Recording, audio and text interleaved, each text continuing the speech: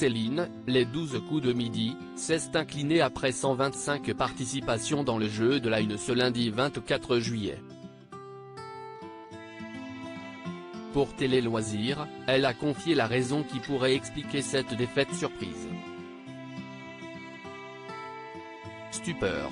Ce lundi 24 juillet, Céline a perdu son titre de championne dans les 12 coups de midi après 125 participations mais surtout 489 495 € de gains et de cadeaux. Présente depuis le 14 mars dernier sur les antennes de TF1, elle a été battue au coup fatal par son adversaire Delphine face à un Jean-Luc Reichmann très ému. Une défaite sur laquelle la planificatrice à la SNCF est revenue pour Télé Loisirs. Quand j'ai réalisé que c'était fini pour moi, j'ai ouvert les vannes et pleuré tout ce que je pouvais. Cela m'a pris quelques jours pour l'accepter. Je n'ai pas pu aller au travail le lendemain. Ne plus revoir les gens de l'équipe qui ont été si bienveillants m'a rendu triste. Confiait celle qui se hisse au 6e au rang des maîtres de midi et première femme du classement. Céline, victime de trou noir pendant les enregistrements des 12 coups de midi pour Télé Loisirs, Céline est revenue sur la raison qui pourrait expliquer cette défaite.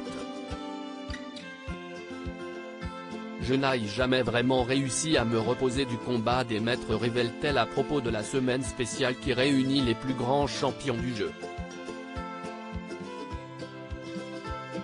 La championne poursuit, j'ai essayé de ne pas trop m'épuiser parce que je savais qu'il y allait avoir des quotidiennes à tourner mais c'était dur. J'avais l'impression d'y aller au forceps à chaque émission et plus ça allait, plus je voyais que c'était compliqué. Une grande fatigue qui se manifestait de manière spectaculaire chez la compagne de Jérôme. J'avais des trous noirs, explique-t-elle. Et d'ajouter, je me souviens d'une question sur l'épée d'Arthur par exemple. Je savais que c'était l'autre et j'étais incapable de retrouver le nom de l'épée alors que je connaissais la réponse.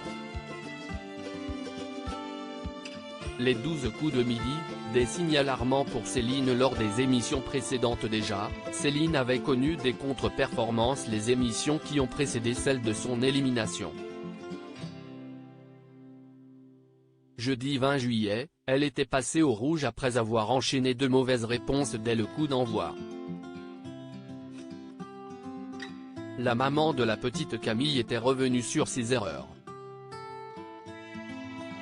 Je ne me faisais plus confiance alors que je pense que si j'avais suivi mon instinct, ça se serait passé comme sur des roulettes, nous expliquait-elle après avoir révélé que son cerveau carburait à 1000 à l'heure à cause des tasses de café qu'elle avait ingérées. Un coup de mou réitéré dans l'émission du dimanche 23 juillet et remarqué par Jean-Luc Reichmann, on vit des moments assez délicats.